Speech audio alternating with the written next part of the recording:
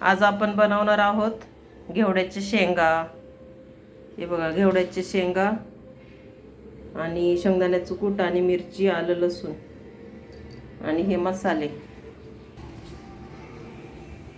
तेल तापले, आता जिरं, मोहरी आणि हवा ठेचा। गॅस कमी करून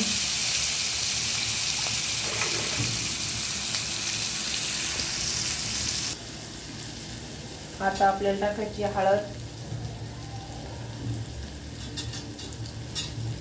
थोडंसं हिंग आणि उकडून घेतलेला घेवडा।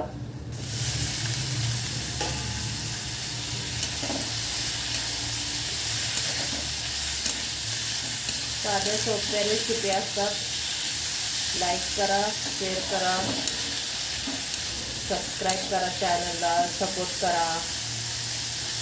नवीन आहे,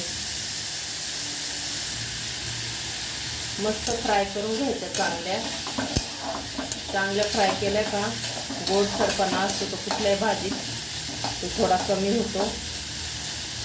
तेलावरती फ्राय करायचे एकदम कडक। गॅस कमी ठेवायचा म्हणजे कसं खाली लागत नाही। भाजी पण चांगली फ्राय केल्या जाते। थोडंसं मीठ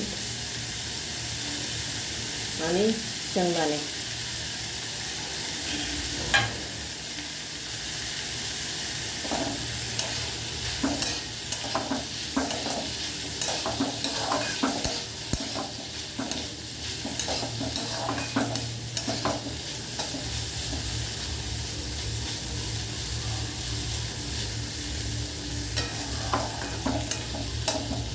असं मस्त फ्राय करून घ्यायचा।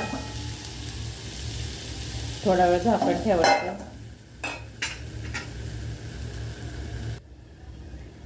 भाजी आता तयार झालेली आहे। बघूया जराशी खोली झाकण। मस्त खाली पण नाही लागली, काहीच नाही। छानशी भाजी आता रेडी आहे। आता आपली भाजी खाण्यासाठी रेडी आहे। ज्वारी बाजरीच्या भाकरी, चपाती, तांदळाच्या भाकरी सगळ्यासोबत ही भाजी खूप छान लागते।